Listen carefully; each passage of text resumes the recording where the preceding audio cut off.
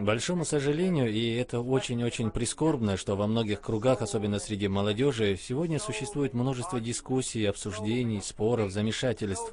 Многие люди полагают, что до тех пор, пока ты следуешь за достоверным хадисом, у тебя все в порядке. Но пророк, саллаллаху алейхи вассалям, не говорил «следуйте за достоверным хадисом». Он говорил «следуйте сунне». И сунна, обычные люди не могут овладеть ею, это область ответственности факихов, и вы следуете за факихами, за которыми люди следуют уже 12 веков. Например, за имамом Абу Ханифой до сегодняшнего дня следует больше половины уммы. Другая большая часть следует за имамом Шафии. Чуть меньше людей следует за имамом Маликом. И меньше всего за имамом Ахмадом. Ему следует в основном в Саудовской Аравии или следовали. В наши дни распространено мнение, что следовать масхабу – это новшество или даже ширк. Это не имеет основы, братья и сестры, это не имеет основы. Необходимо следовать за одной из школ муджтахидов. Один ученый сказал мудрые слова. Аллах через ученых факихов сохранил все приемлемые варианты во мнениях. Были неприемлемые мнения, которые были отвергнуты всеми учеными и были изъяты либо имамом Абу Ханифой, или имамом Шафи, или имамом Маликом, или имамом Ахмадом. Аллах пожелал, чтобы все приемлемые, принимаемые варианты мнений остались в умме, так что они остались. Если что-то не было принято факихами, даже когда это имеет основу в достоверном хадисе, то это нам показывает, что если это не было принято учеными, то это матрук. Это матрук. Это отменено или не сохранилось как практика пророка, алейхиссаляту вассалям, или сахабами. Иначе бы они сохранили эти деяния, и они были бы приняты уммой. И это было отменено и не существовало 12 веков, а сейчас люди захотели следовать этому.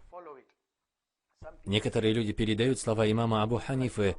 «Мой масхаб – это достоверный хадис, и если вы найдете в моей книге нечто, что идет против достоверного хадиса, то отбросьте мои слова об стену и следуйте достоверному хадису». Вы, наверное, слышали это? Многие слышали.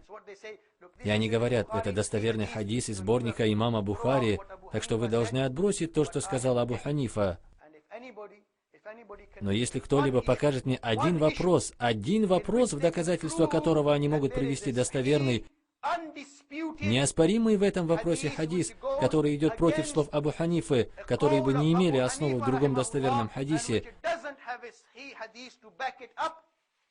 то я восхищусь таким человеком, который сможет доказать, что есть хотя бы один вопрос, по которому высказался имам Абу Ханифа, и это его мнение противоречит достоверному хадису, который бесспорно и абсолютно всеми принимается, и которому не противоречит другой хадис. Но я думаю, не найдется ни одного, кто бы доказал, что существует хотя бы одно мнение, одна фетва имама Абу Ханифа или имама Шафии, или имама Малика, или имама Ахмада, который противоречит достоверному, бесспорному в вопросе хадису, противоречит хадису, который никем не оспаривается. Если же выявится нечто, идущее против достоверного хадиса, то я вам гарантирую, что есть другой достоверный хадис, разъясняющий то, что говорили имамы.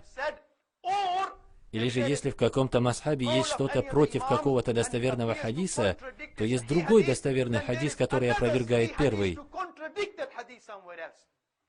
Обычные люди не знают этого, но высказывают претензии, а многие ученые приводят слова Абу Ханифы о масхабе, доктор Закир Найк, Абдур-Рахман Грин, Абу Амина Филлипс и другие. Я видел множество роликов Закира Найка, Биляла Филлипса, Абу Усама, Абдур-Рахмана Грина, предъявляющих данные слова, что имам Абу Ханифа сказал: «Если вы найдете в моей книге нечто, что идет против достоверного хадиса, то отбросьте мои слова об стену и следуйте достоверному хадису». Но никто до сих пор не привел даже одного примера решения имама Абу Ханифы, которое идет против достоверного хадиса, или чтобы не было иного достоверного хадиса, который противоречит ему. И когда люди говорят это в интернете или где-то еще, то они по сути говорят: не следуйте за имамом Абу Ханифой, не следуйте за имамом Маликом, за имамом Шафи, за имамом Ахмадом, но следуйте только за достоверным хадисом. Но они не знают, действительно ли это хадис достоверен или нет. Какой хадис отменен, а какой нет? Ведь классификация хадиса на достоверный и недостоверный произведена не пророком, алейхиссаляту вассалям, а мухаддисом.